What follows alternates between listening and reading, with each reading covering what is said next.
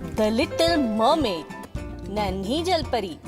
समंदर के बहुत अंदर, जहाँ सूरज की किरणें भी नहीं पहुँच पाती, एक बड़ा सा महल था। वहाँ राजा अपनी माँ और 6 बेटियों के साथ रहता था। जलपरियों को समंदर से बाहर निकलने की इजाजत नहीं थी जब तक वे 15 साल की नहीं हो जाती। जैसे जैसे वे 15 साल की होती गईं, वे बाहर समंदर के जाकर देख सकती थी। जो भी जलपरी घूमकर आती, सबको बताती उसने क्या देखा। किसी ने सुंदर महल तो किसी ने सुंदर शहर देखा। सबकी बातें सुन सबसे छोटी जलपरी जल्द से जल्द घूमने की इच्छा रखती, जिसका नाम था एरियल।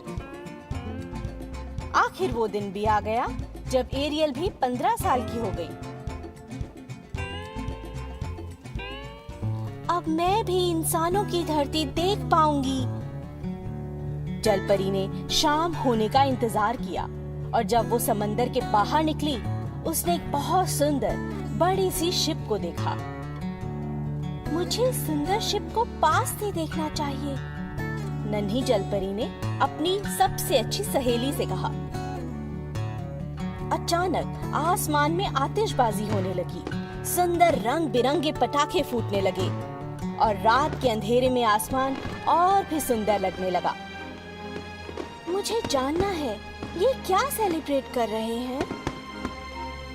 जलपरी शिप के पास जाकर उसे देखना चाहती थी, इसलिए वो तैरती हुई वहां पहुंची, जहां उसे खूबसूरत सी खिड़की दिखाई पड़ी, जिस खिड़की के अंदर एक सुंदर राजकुमार बैठा हुआ था, जिसका नाम था एरिक। अचानक पानी में तेज तूफान उठा और शिप पानी में भटकने लगी। तेज तूफान और बिजली की गड़गड़ाहट देख जलपरी हैरान रह गई। जब तेज हवाएं चलने लगी, नन्ही जलपरी हैरान होकर शिप को देखने लगी।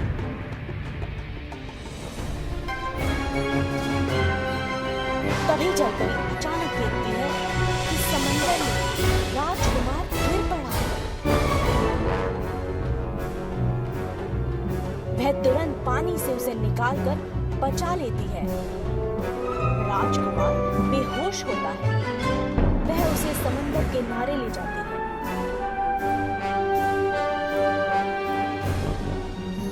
कुछ ही देर में वे दोनों किनारे पे पहुंच जाते हैं और शिप पानी में डूब जाती है।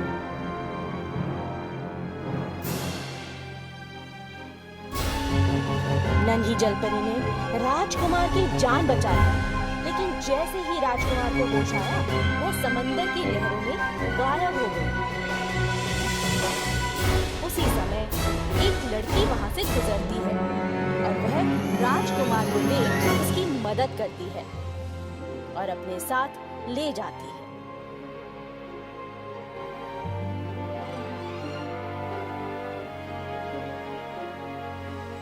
काश मैं दोबारा राजकुमार को देख पाऊं।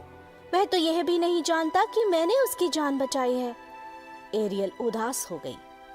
हर रोज नन्ही जलपरी पानी के ऊपर जाकर राजकुमार को ढूंढती, पर उसे कभी वहां राजकुमार नहीं दिखता। एक दिन महल के पास एरियल ने दोबारा राजकुमार को देखा। उसके बाद वह हर रोज उसी जगह आकर राजकुमार को देखने लगी।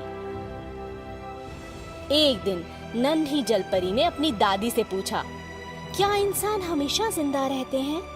नहीं बेटी नहीं, उन्हें मरना पड़ता है, लेकिन हमारी तरह उनकी आत्मा अमर है जो हमेशा रहती है, दादी ने कहा।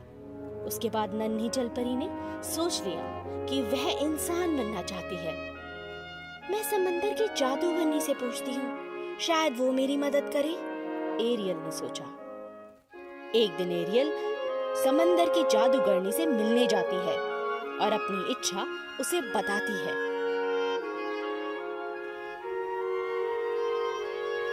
अच्छा, तुम राजकुमार से प्रेम करती हो, इसीलिए इंसान बनना चाहती हो। मैं तुम्हारी मदद करूंगी। बदले में तुम्हें मुझे अपनी आवाज देनी होगी।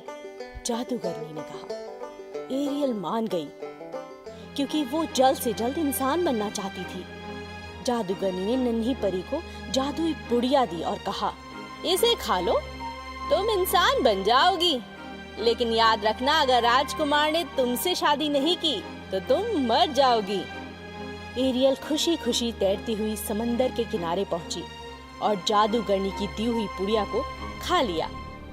अचानक उसके शरीर में तेजी से हलचल हुई और वह बेहोश हो गई। जब एरियल को होश आया, उसने खुद को राजकुमार के महल में राजकुमार के ठीक सामने खुद को पाया। राजकुमार ने पूछा, तुम कौन हो?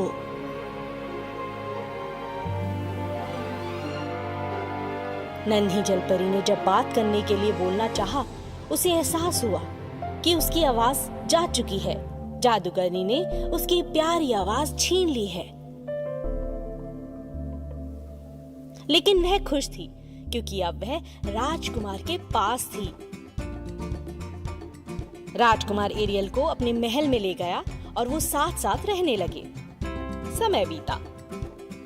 तब एरियल को यह महसूस हुआ कि राजकुमार उसे केवल अच्छा दोस्त समझता है, उसे प्रेम नहीं करता।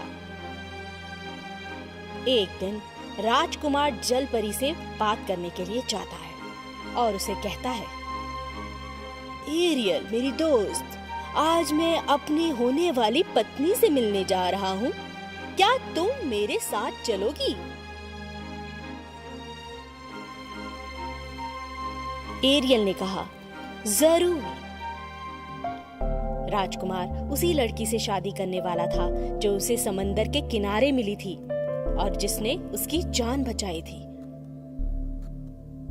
वापसी के दौरान सफर में जलपरी ने खूब सोचा, मैं इंसान तो बन गई पर अपने प्यार को पा न सकी। अचानक उसने देखा कि उसकी 5 बहनें शिप के पास तैर रही थी। उनकी आंखें लाल, बाल कटे हुए और हाथों में खंजर था। अचानक पूरा पानी लाल हो गया और इससे पहले कि 5 बहनें कुछ समझ पाती, एरियल समंदर में छलांग लगा देती है। लेकिन समंदर के अंदर जाने की बजाय वह समंदर से ऊपर उड़ने लगती है। एरियल को लगा वह ऊपर और ऊपर जा रही है, आसमान की ओर, हजारों परियों के पास। परियों से उड़ती हुई अपने आप को महसूस कर रही थी। आओ, तुम्हारा बादलों की दुनिया में स्वागत है। तुम यहाँ अपने अच्छे कर्मों के कारण आई हो। बादलों की परी ने कहा। छोटी जलपरी की दुनिया और खूबसूरत हो गई थी। वह खुशी से बादलों में उड़ने लगी। आखिर उसने राजकुमार से सच्चा प्रेम जो किया था